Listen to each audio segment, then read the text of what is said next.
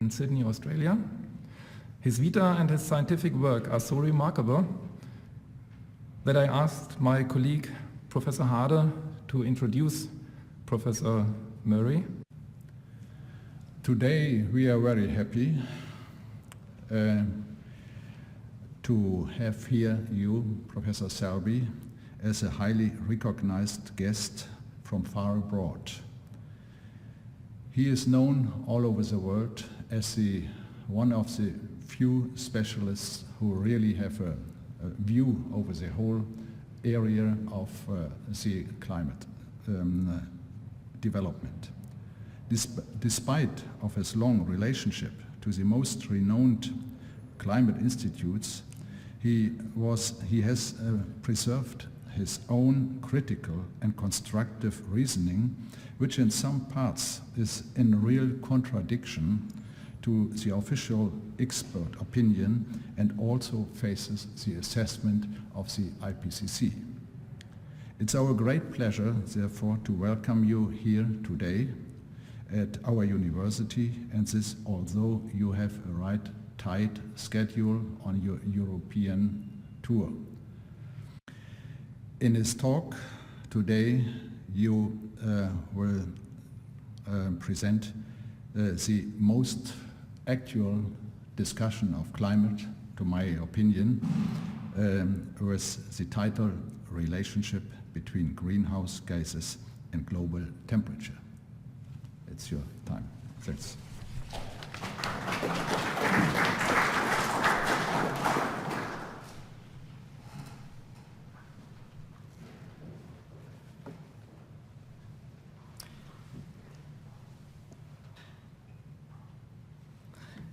Thank you, Professor Harde and Professor Klauer, for those kind words. And thanks also to Professor Verenholt for arranging this visit.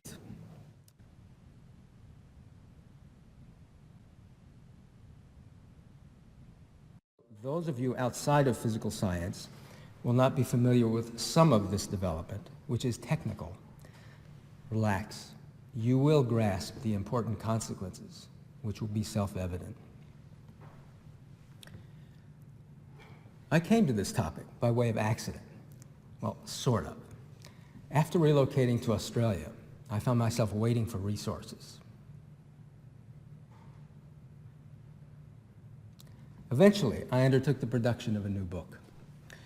A book never proceeds as quickly as one would like, because when it comes to putting pen to paper, one finds that the understanding of key issues is inadequate. On the subject of climate, one of the most conspicuous is ironically the most central. The recent interpretation of climate revolves about changes of atmospheric composition. It rests on three pillars. One, proxy evidence of past atmospheric composition. Two, modern changes, those actually observed. And three, simulations of their impact by climate models. For past changes, observations do not exist. We have only proxy evidence from ice cores. The proxy record relies on air bubbles that become embedded in ice as it sinks under the weight of the overlying column.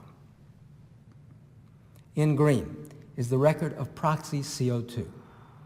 It changes by 100 ppmv, parts per million by volume, on the timescale of 100,000 years, with smaller changes on shorter timescales. In mauve is the record of proxy methane. It too changes, mirroring changes of CO2. In blue is proxy temperature, inferred from isotopic oxygen. It changes in similar fashion, undergoing swings of 8 Kelvin during the glaciation cycle. Temperature that's anomalously cold coincides with ice ages, accompanied by CO2 and methane that are anomalously low. Temperature that's anomalously warm is accompanied by just the reverse. These ancient changes of composition are the linchpin of modern interpretations. They are the reference against which changes during the 20th century, those actually observed, appear unprecedented. Their importance is recognized by the IPCC, the Intergovernmental Panel on Climate Change. The mechanistic explanation of these CO2 variations remains one of the major unsolved questions in climate research. The coherence, that is the codependence between atmospheric composition and temperature, is dominated by the cyclic swing over 100,000 years. But their coherence is not unique to the glaciation cycle. Filtering the records of CO2 and temperature to periods shorter than 50,000 years removes the glaciation cycle.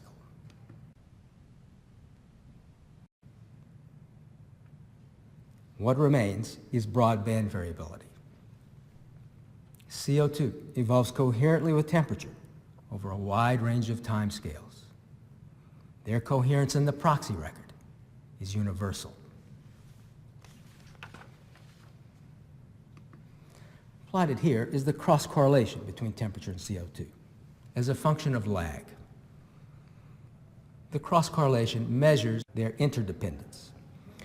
It exceeds 0.8. Changes of temperature in CO2 are strongly interdependent. If one changes, so must the other.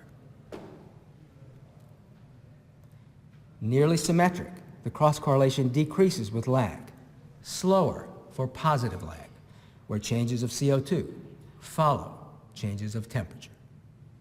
In fact, the correlation maximizes at small positive lag, less than 1,000 years. This is their coherence spectrum as a function of frequency. It measures the interdependence of CO2 and temperature on different time scales. The shading marks the levels of significance. So anywhere above the shading is strongly significant. That is, it's real and unlikely to be an artifact of the numerics or the sampling. CO2 and temperature evolve coherently on all timescales longer than 10,000 years. In dotted is their phase spectrum. It describes the relative timing between changes of CO2 and changes of temperature. Phase hovers near zero. Temperature and CO2 evolve coherently and nearly in phase. These changes refer to proxy CO2 in ice, not atmospheric CO2 actually observed. We need to understand how the two are related. This is the observed record in actual measurements of atmospheric CO2 and temperature. It extends back half a century.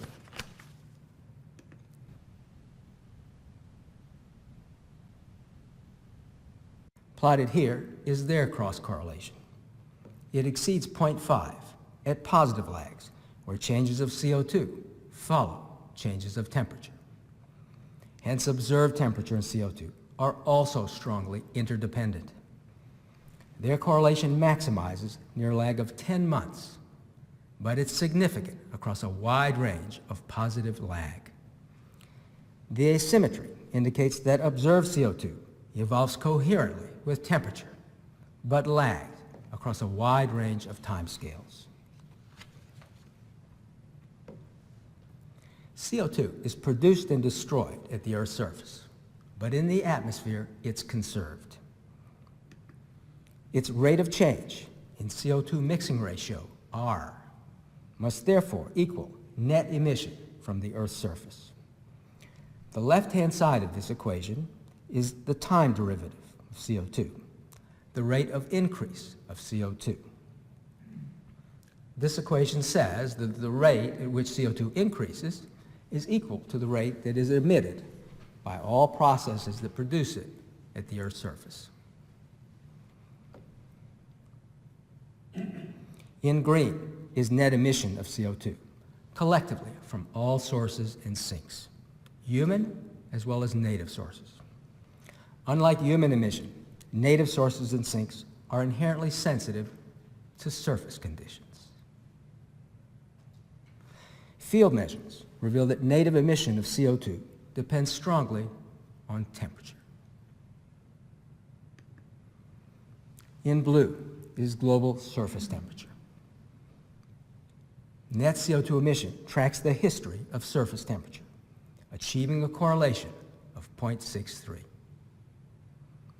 Notice the correspondence holds even for systematic changes during the last half century, when net emission intensified by 100%, from 1 ppmv per year to 2 ppmv per year. The observed relationship means that to leading order, the rate of change of anomalous CO2, the departure from its mean, is proportional to anomalous temperature, where gamma is the sensitivity to temperature of CO2 emission. CO2 must therefore evolve like the integral of temperature.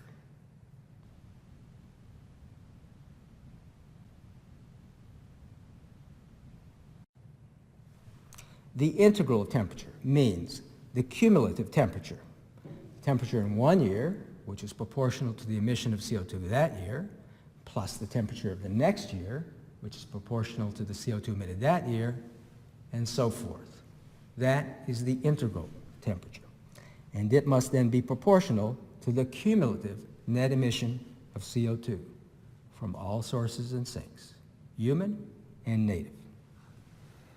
Observed CO2 and temperature then evolve coherently, as in the proxy record, but now they evolve in quadrature.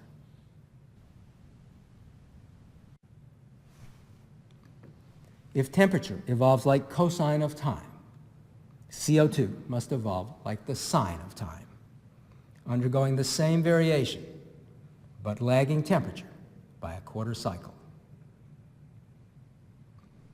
More generally, the evolutions of CO2 and temperature can be expressed through Fourier integral as a synthesis of such spectral components.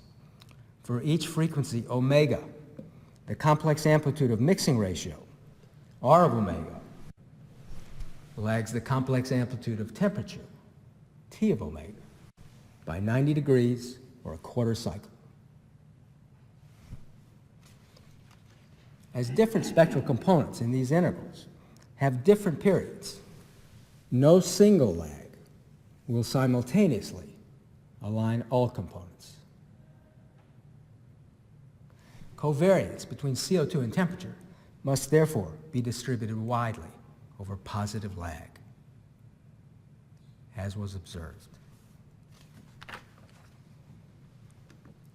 This is their coherent spectrum, likewise from the observed record. Temperature and CO2 evolve coherently on all timescales longer than a couple of years. In dotted is the phase between temperature and CO2. It hovers near minus 90 degrees. In the observed record, they also evolve coherently, but in quadrature. At each frequency, CO2 lags temperature by a quarter cycle. CO2 and temperature evolve coherently in both the proxy record and the observed record, but their relationship differs fundamentally. To connect the two, we must consider the evolution of CO2 in ice.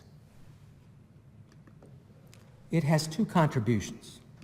One, the composition of air when it resided at the top of the ice column, inside the firn, where snow is porous enough to assume atmospheric mixing ratio, Ra. This sets the initial mixing ratio, which subsequently descends. Two, non-conservative influences, which damp anomalous composition as it descends, involving irreversibility. Those influences modify mixing ratio from the initial value imprinted in the firn, yielding the mixing ratio in ice, Ri. Having similar impact is measurement error associated with the extraction and analysis of ice. We consider changes of composition under the observed relationship to temperature, but in a general framework that accounts for non-conservative influences, which modify composition on timescales longer than in the observed record. The conservation equation governing mixing ratio is forced by the temperature-induced source. That's what's represented in the correlation between CO2 emission and temperature. If you change temperature, you change CO2 emission rate. And so that appears on the right-hand side of the equation, which essentially drives the rate of increase of atmospheric CO2. But the conservation equation is then also forced by a non-conservative sink, which intensifies with anomalous mixing ratio, R. Embodied in the damping rate, alpha, is the time scale of non-conservative influences, whether they destroy anomalous CO2 over a year, a century, or a millennium. The non-conservative sink represents removal mechanisms that intensify with concentration. Such mechanisms also exist in the atmosphere before air becomes embedded in ice. Their dependence on mixing ratio is illustrated by biomass.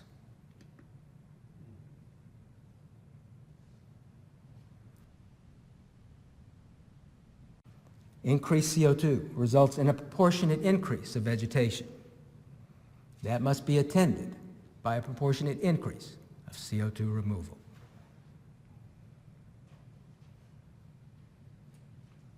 Analogous considerations apply to marine biota, which play a similar role. All right, now I want you to take a deep breath. Are you ready? Here we go. Multiplying the conservation equation by temperature and taking the expectation yields a balance governing the cross-covariance between CO2 and temperature. The cross-covariance is just their cross-correlation, unnormalized. It's forced by the autocovariance of temperature, which characterizes the time scale of temperature variations.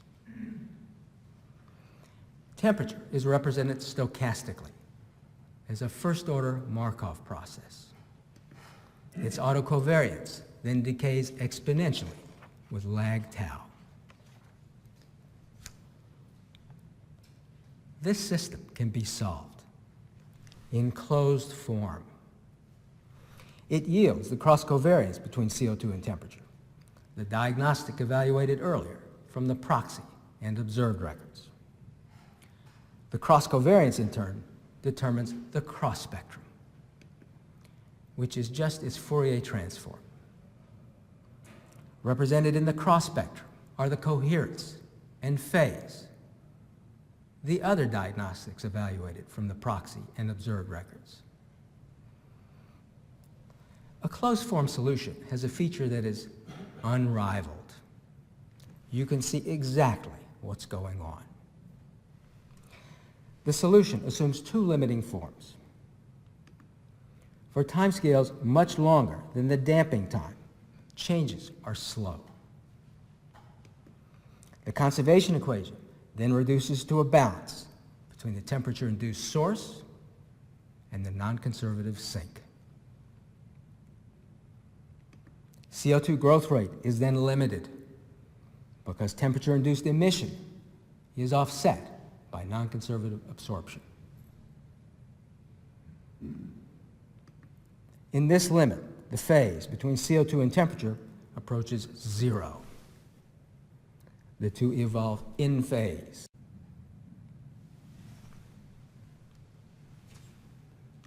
These features characterize changes of composition that are strongly non-conservative.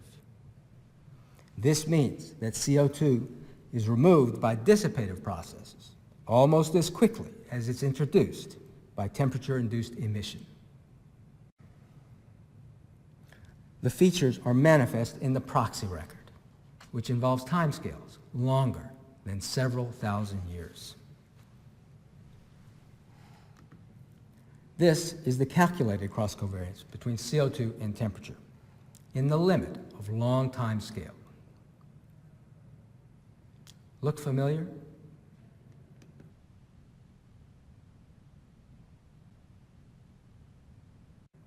At the bottom is the cross-covariance evaluated earlier from the proxy record.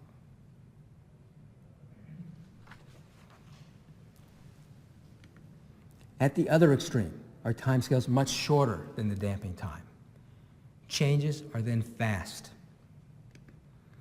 The conservation equation then reduces to a balance between the growth rate of CO2, that's the time derivative on the left-hand side, and the temperature-induced source, which is then uncompensated.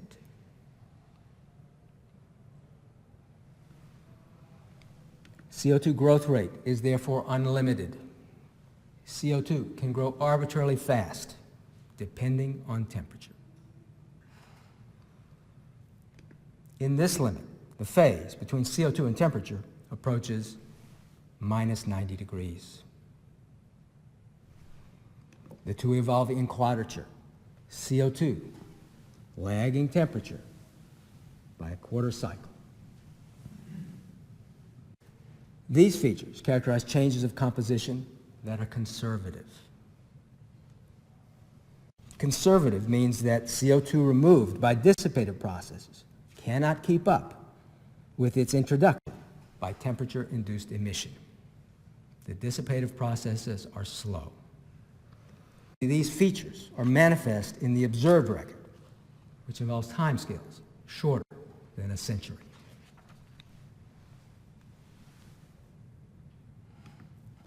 This is the calculated cross-covariance in the limit of short time scale. At the bottom, the cross-covariance evaluated earlier from the observed record.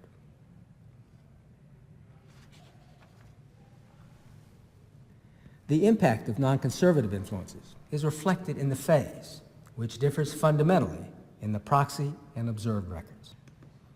At the top of the ice column, in the firn, ice mixing ratio, Ri, equals atmospheric mixing ratio, Ra.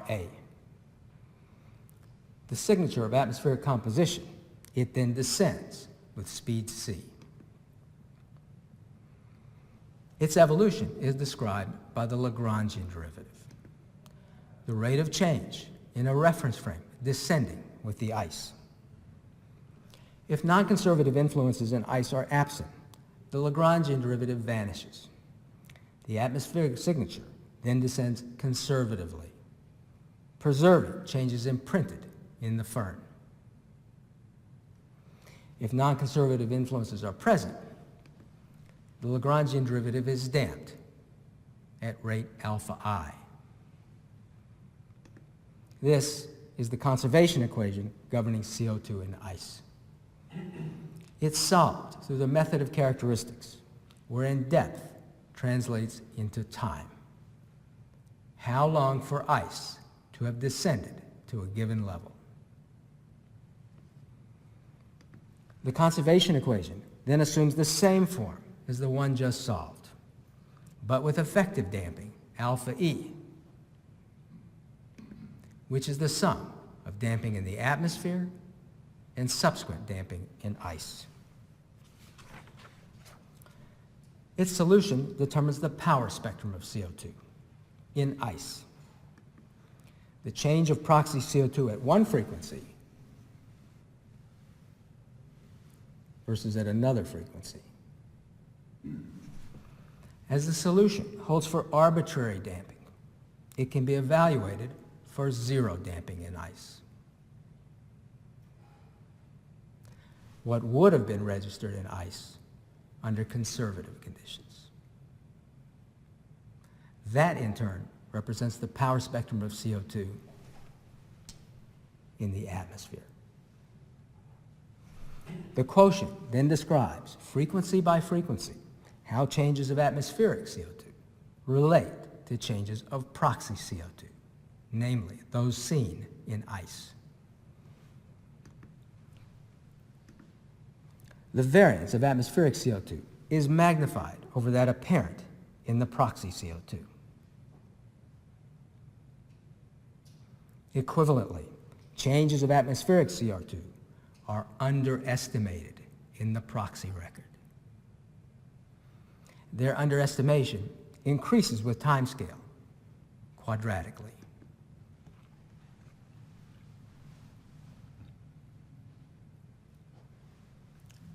What you're looking at is the ratio of the change in CO2 in the atmosphere versus the change that appears in ice as a function of frequency or inverse time scale.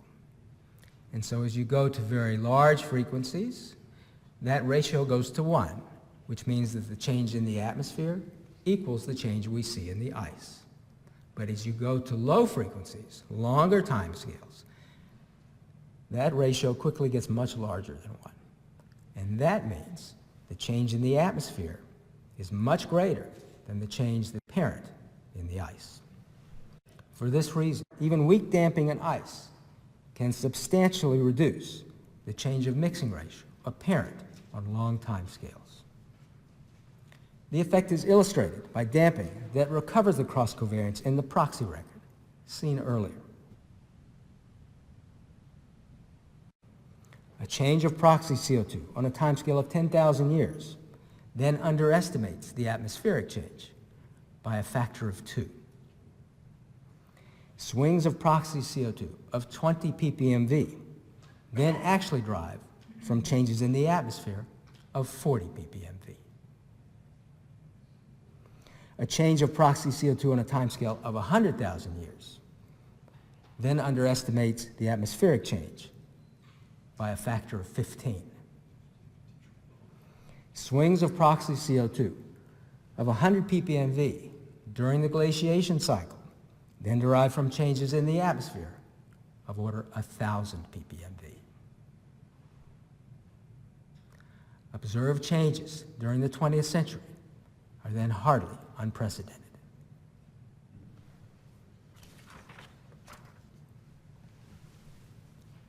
The non-conservative influences considered until now operate on different scales with equal efficiency. In ice, however, damping can vary with the vertical scale of proxy structure, which translates into time scale. Scale-selective damping is symbolized by diffusion, which varies inversely with vertical scale. Short scales with steep gradient are diffused faster than long scales with flat gradient. The conservation equation in ice then assumes a form similar to that seen earlier, but with the boundary value, CO2 in the firn, absorbed into the equation. The real addition is the second derivative, which represents diffusion. Transforming depth into time reduces the conservation equation to the diffusion equation. It can be solved through Fourier transform. The solution emerges as a spectrum of vertical wave numbers k, which descend non-dispersively with speed c. This integral is analogous to the Fourier integral you saw earlier. It represents the superposition of waves of different scales, which all descend with the speed of ice. If we can determine the amplitude and phase of individual wave numbers, then we have solved the conservation equation. That, in turn, tells us how CO2 evolves in ice. The kth wave number is governed by a conservation equation. It has the same form as the equation solved earlier. The effective damping now includes a contribution that increases quadratically with wave number. Since depth translates into time, wave number translates into frequency. High frequencies, short time scales, are damped more than low frequencies, long time scales. As before, the solution enables proxy CO2, namely the CO2 evident in ice, to be compared against atmospheric CO2, namely what was really in the atmosphere.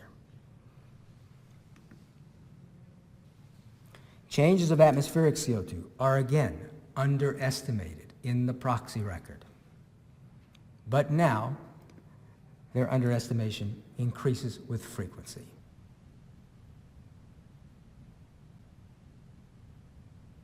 high frequencies, short time scales that are conservative are suppressed in ice.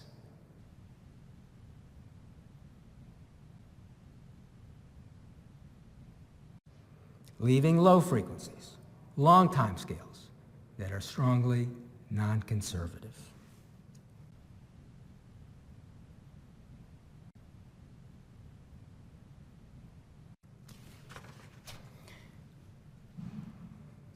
Calculated first is the cross-covariance under non-diffusive conditions in ice. For damping and temperature variability seen earlier to recover the cross-covariance in the observed record. What's measured in the atmosphere? The covariance in ice between temperature and CO2 then has the same form as in the atmosphere. It decays on a time scale of only months.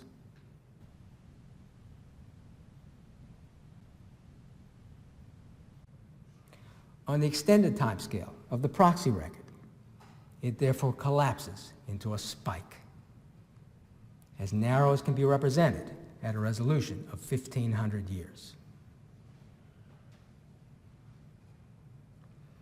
Introducing diffusion in ice transforms the cross-covariance into the upper curve.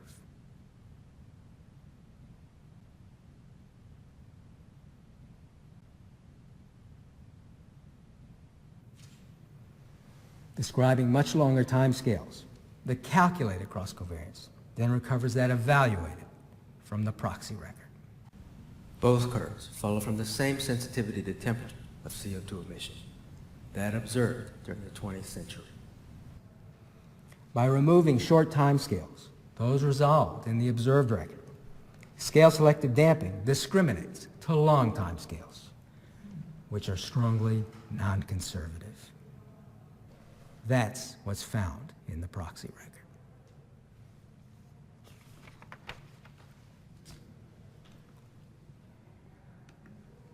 This behavior has two key implications. First, non-conservative influences inherent in the proxy record enable past atmospheric changes to be significantly underestimated.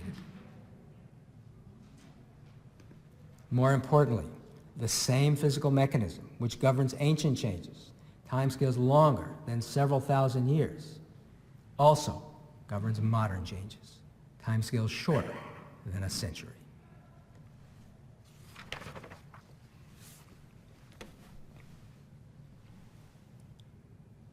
And that brings us to modern changes, those actually observed. The observed record of CO2 spans the last half century. Extending it backward with the proxy record indicates a systematic increase since the 19th century.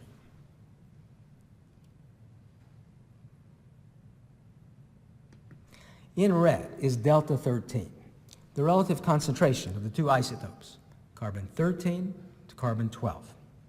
It evidences a decline, mirroring the increase of CO2. Together, these proxy records comprise the smoking gun of human emission.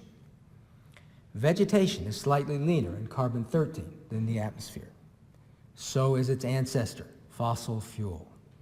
Coal and oil each derive from ancient vegetation. Emission from combustion of fossil fuel therefore adds CO2 to the atmosphere, enriching its concentration there.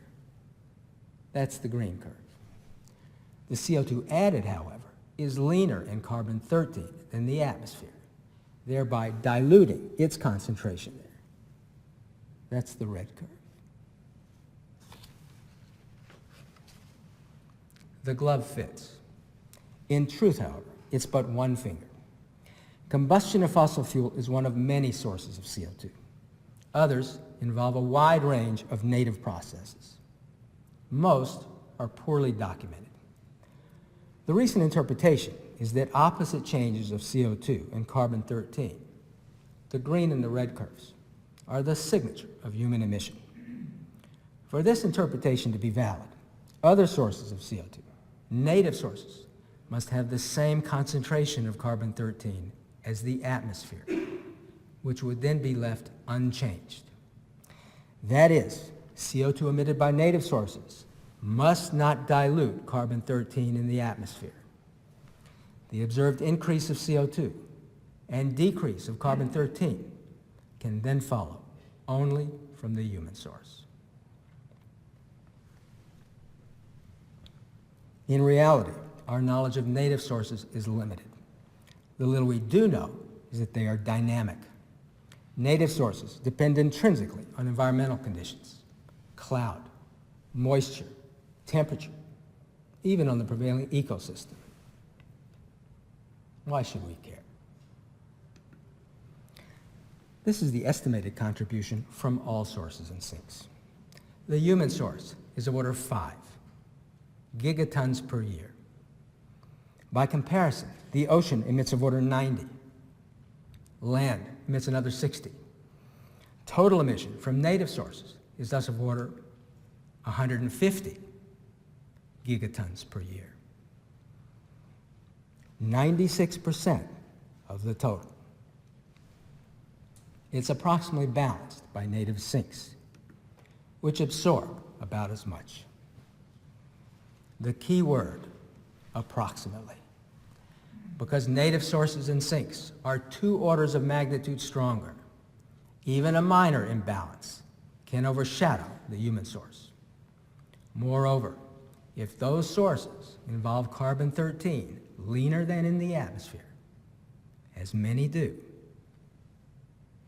all bets are off. In truth, only one component of the CO2 budget is known with any certainty: human emission, implicitly through records of extraction. How much coal and oil are dug up?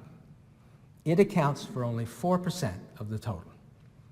The other 96% from native sources remains obscure because global observations of surface flux, namely the rate at which CO2 is coming into the atmosphere, do not exist. We have continuous records from only a handful of sites, and even those are records of CO2, not its surface flux, which forces the atmospheric budget of CO2.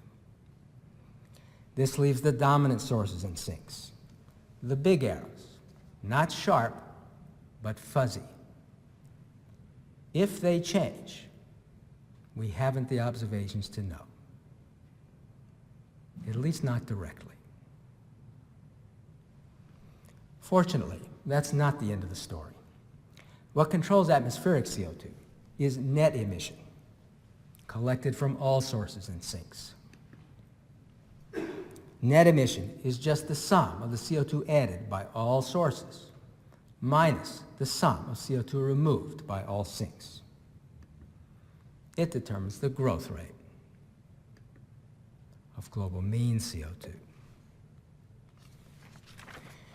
Because it's conserved in the atmosphere, CO2 is homogenized by the circulation, which mixes it and makes its distribution approximately uniform on long time scales. This is the global distribution of CO2, only recently available from satellites like SIMACI. Even these modern observations are limited to continents, but that's where the human source is. Large values in yellow and red are a signature of source regions. Notice, they're not found in the industrialized centers, the Ohio River Valley of the US, or Western Europe, or even China. Rather, they appear in the Amazon basin, tropical Africa, and Southeast Asia. Those regions have little human population, let alone industrialization. What I really want you to notice is that even in those source regions, CO2 deviates from its global mean by less than 5%. Local values of CO2 are therefore a good approximation to its global mean, which in turn provides the history of net global emission.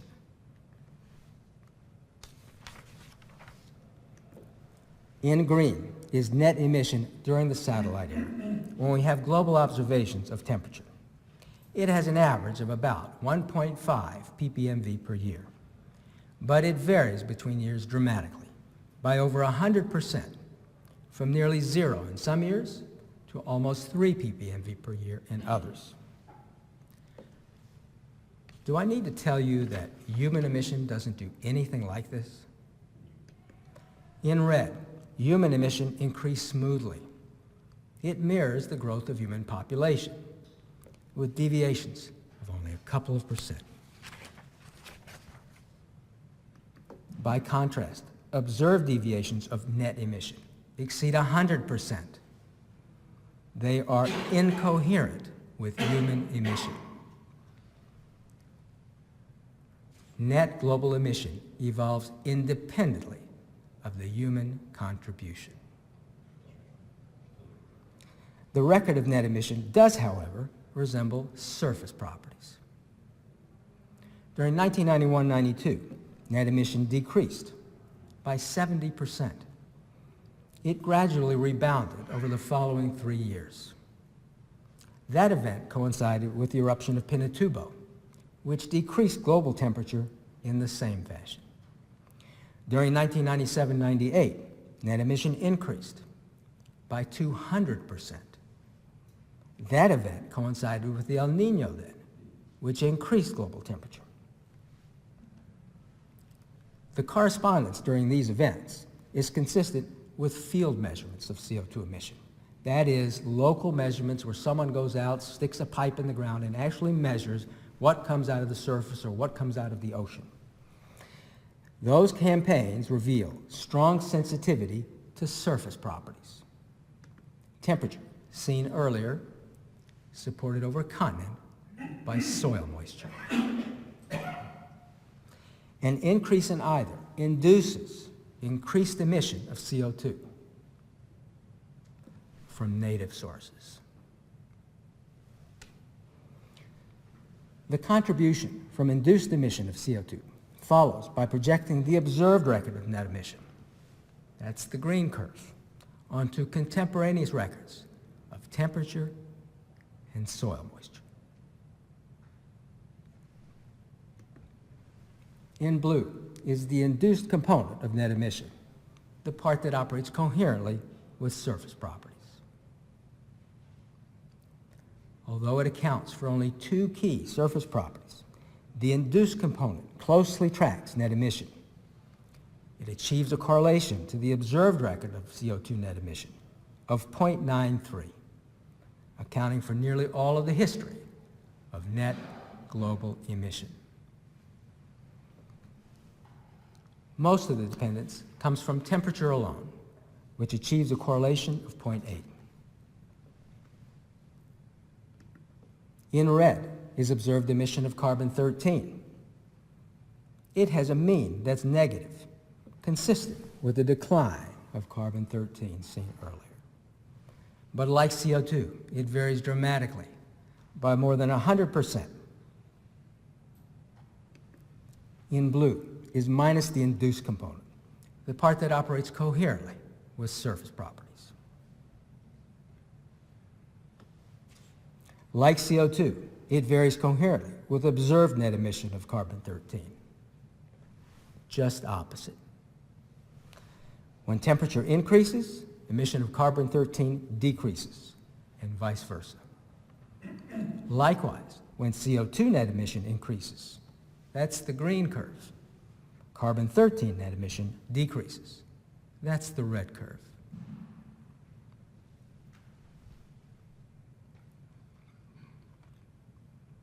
Does this ring a bell? Remember the smoking gun?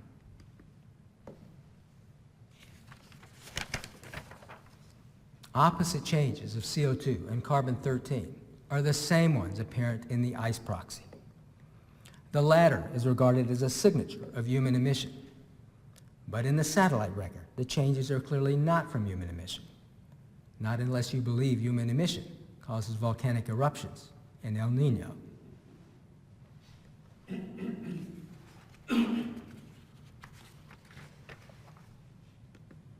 In mauve is the observed record of methane emission. It suffers from the same limitations as the record of CO2, but it's even shorter. It's noteworthy that human sources of methane are independent of human sources of CO2, unless you believe combustion stimulates bovine flatulence, flatulence von Kuh. In blue is the induced component, the part that operates coherently with temperature and soil moisture. The same surface properties, which account for most of the history of net CO2 emission, also account for most of the history of net methane emission, achieving a correlation of 0.94. That's what you saw in the proxy record.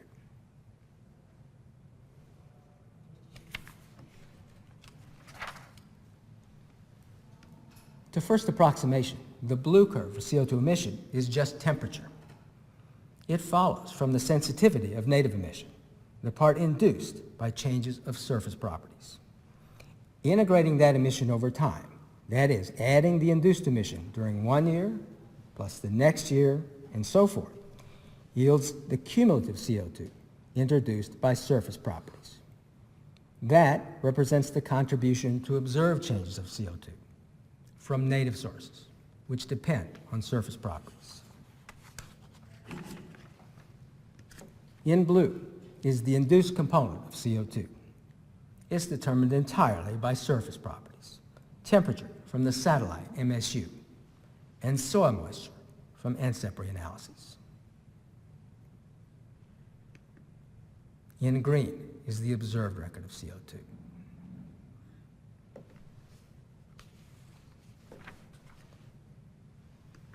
In blue is the induced component of methane. It too is determined entirely by temperature and soil moisture. Notice, after the early 90s, the trend in the induced component nearly vanishes. In mauve is the observed record of methane.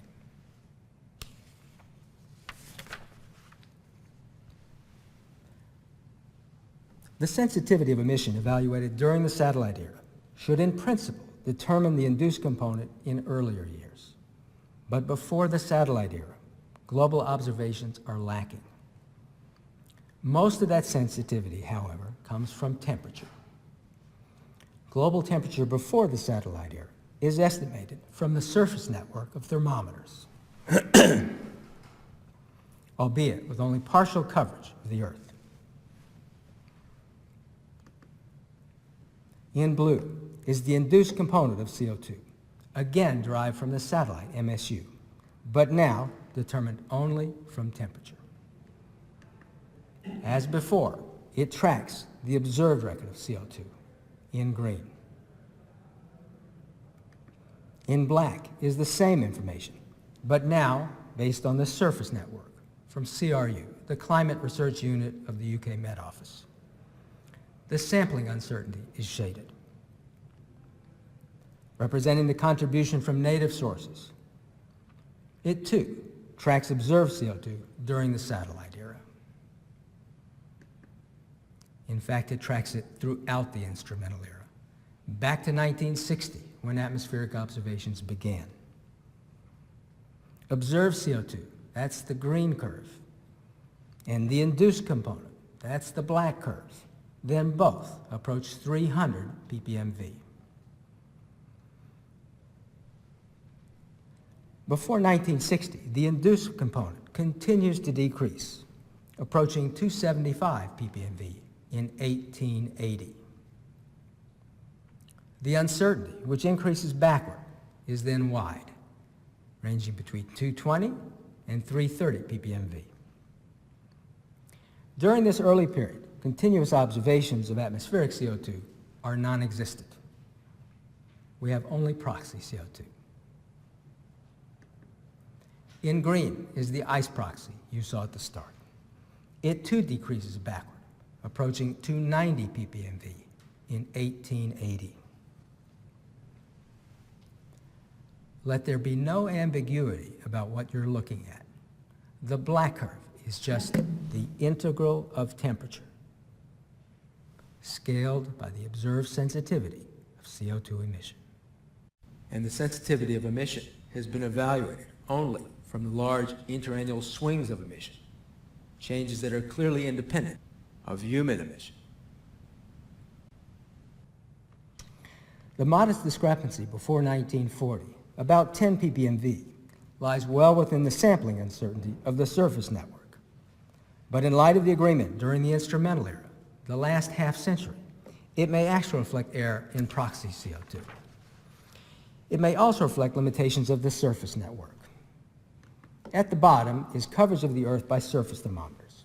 It maximizes near 1960 at 35%. That's how much of the Earth is land. Before 1960, coverage plummets. By 1880, coverage of the Earth by the surface network is less than 8%.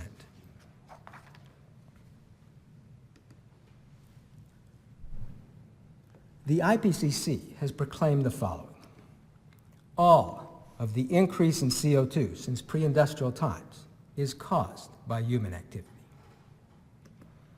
The increased CO2 is known to be caused by human activity because the character of CO2 in the atmosphere, the ratio of its heavy to light carbon atoms, has changed in a way that can be attributed to addition of fossil fuel carbon. The observed sensitivity of native emission of CO2 and carbon-13 make this impossible.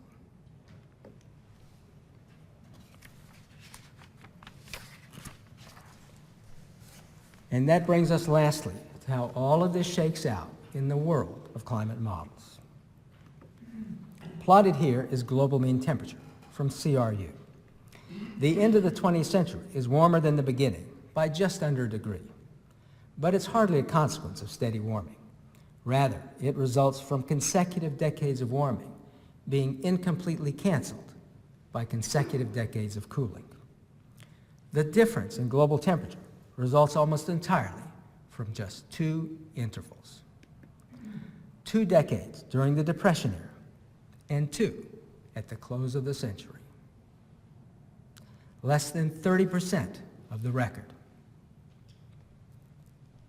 And to be rhetorical, those are the only intervals when temperature has a trend of even the same sign as the trend of CO2. Since 1997, global temperature has experienced no warming. If anything, it's experienced gradual cooling.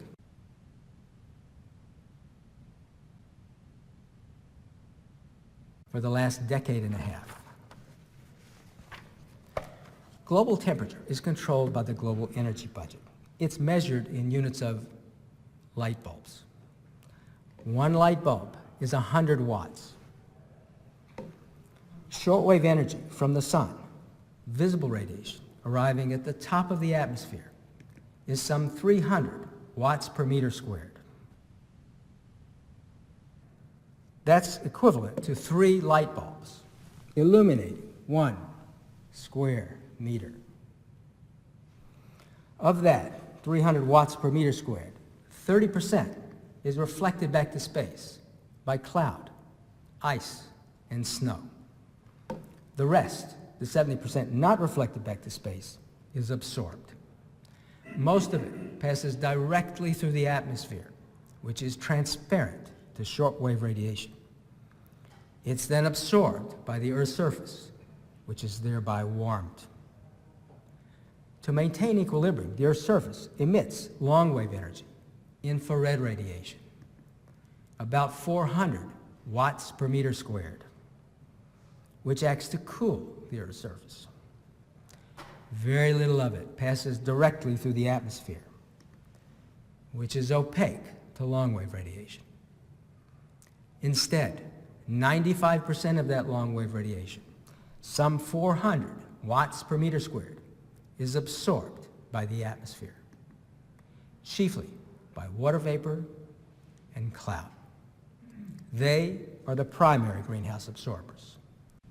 100% increase of CO2, methane, and all other greenhouse gases account for only 4 watts per meter squared, 1% of the absorption.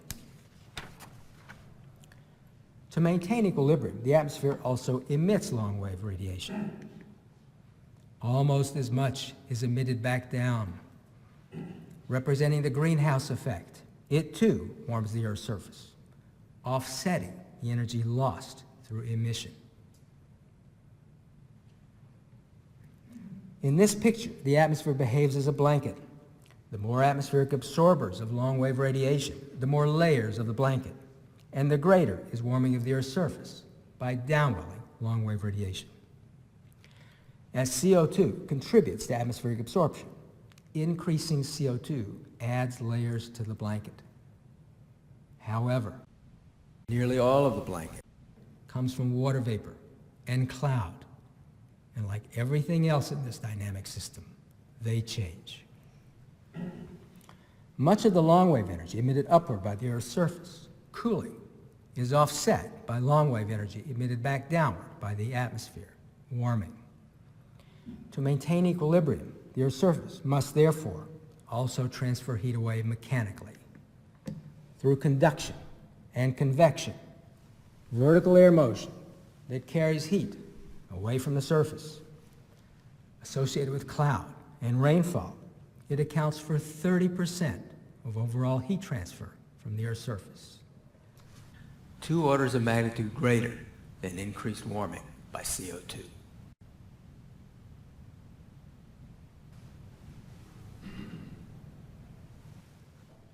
Global temperature is the most fundamental climate property, the one on which others rest. It's the cornerstone of climate change. If anything's going to carry the signature of increasing CO2, it will. After all, climate models reproduced its previously observed warming during the 80s and 90s. That led many of us to speculate, well, maybe they are getting it. But reproducing the known change of global temperature is 20/20 hindsight. It's not a strong test of predictive skill. That experiment is called a hindcast. The real test is a forecast, predicting future evolution. Only then can one be confident that models have been tuned to match observed behavior. That's tantamount to a double-blind test, the standard of rigor required in clinical trials of pharmaceuticals.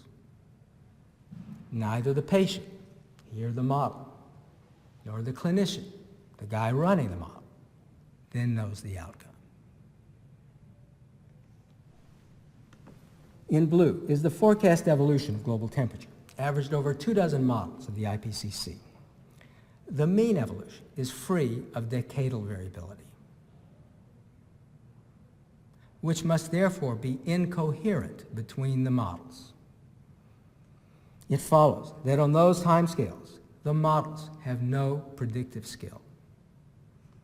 Notice, this is the same timescale responsible for almost all of the 20th century warming.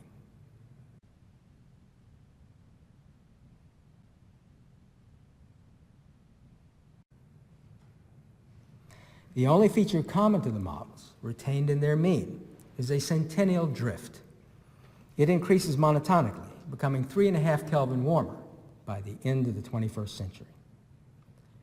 The increase of global temperature should correspond to increasing CO2. In fact, their correspondence is considerably greater. In green is the forecast evolution of CO2. It too increases, exceeding 800 ppmv by the end of the century.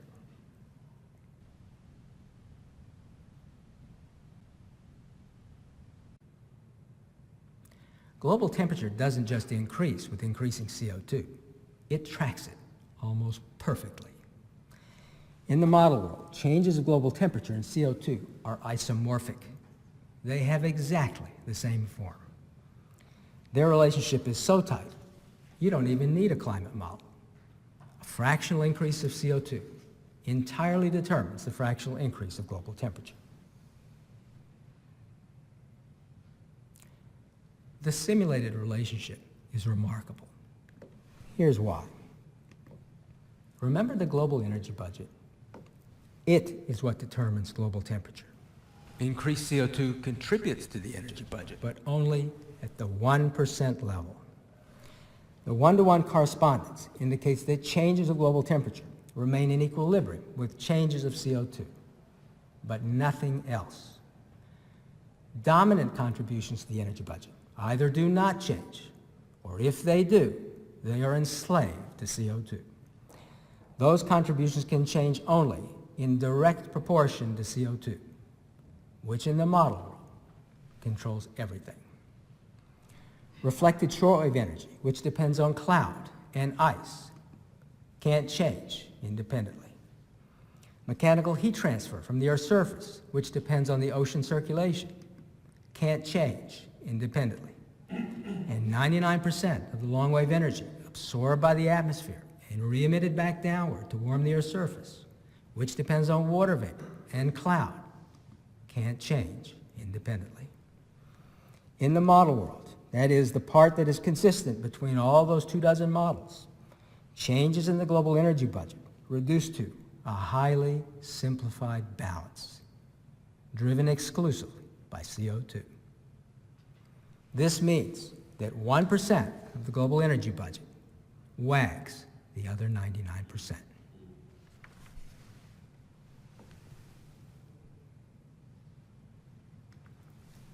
In blue is the observed record of global temperature from the satellite MSU. In green, the observed record of CO2. The long-term evolution of global temperature parallels that of CO2 during the 1980s. It's been scaled to match the trend then, as was obtained by models of the IPCC. With the account of the eruption of Pinatubo in 1992, their correspondence is similar during the 1990s. But after the El Nino of 1997, CO2 continued to increase. Global temperature did not. Their divergence over the last decade and a half is now unequivocal. In the model world, global temperature tracks CO2 almost perfectly. In the real world, it clearly doesn't. Model world, real world. This leads to the following conclusion. In the model world, changes of CO2 and global temperature are closely related. In fact, to within a scale factor, the two are synonymous. They are synonyms for the same thing. In the real world, they're not related. Not quite. The correct conclusion is they're not related directly, as they are under the simplified energy balance that prevails in the model world. Recall, on timescales shorter than a century, changes of CO2 are conservative, controlled by emission from native sources.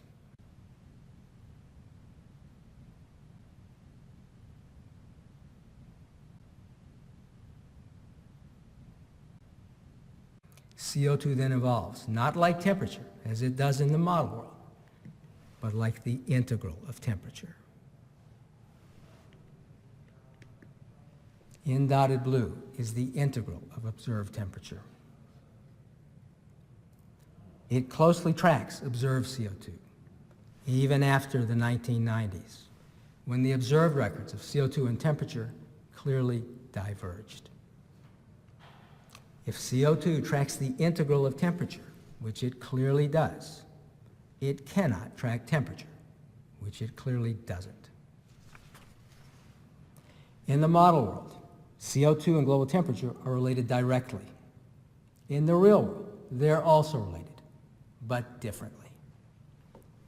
The distinctly different relationship between CO2 and global temperature represents a fundamental difference in the global energy balance between its evolution in the model world and the real world.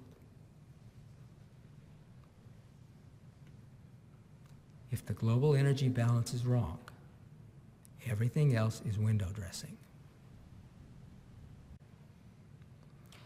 The different relationship between CO2 and global temperature becomes manifest after the 1990s, when their observed records diverged.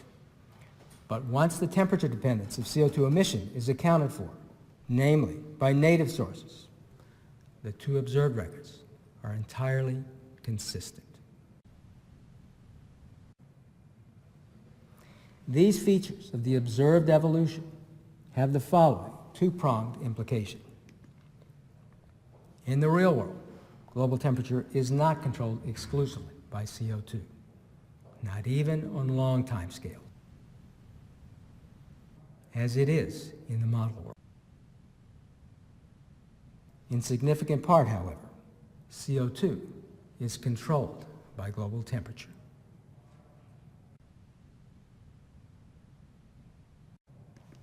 As it is in the proxy record.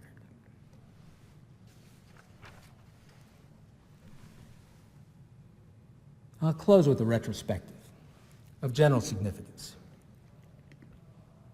The science is settled. How often have you heard that? Meet Richard Feynman, described as the greatest mind since Einstein. I had occasion to meet Feynman during my brief time at Caltech, and it was then that he gave a commencement address wherein he spoke on science, pseudoscience, and how not to fool yourself. He noted, one can be easily deceived by deferring to the authority of supposed experts. Feynman developed a paradigm of such behavior, which he characterized as cult science. Feynman also discussed the key to science. Different audience, but the same theme. Here's an excerpt. Now I'm going to describe how we would look for a new physical law. We do so through the following process. First, we guess. The audience breaks up in laughter. No, don't laugh, it's true. Then we perform a calculation to see what are the implications of the guess. And then we compare the result directly with observations. If it disagrees, it's wrong. And that statement is the key to science. It doesn't matter how beautiful your guess is. It doesn't matter who made the guess or what his name is. If it disagrees with observations, it's wrong. That's all there is to it.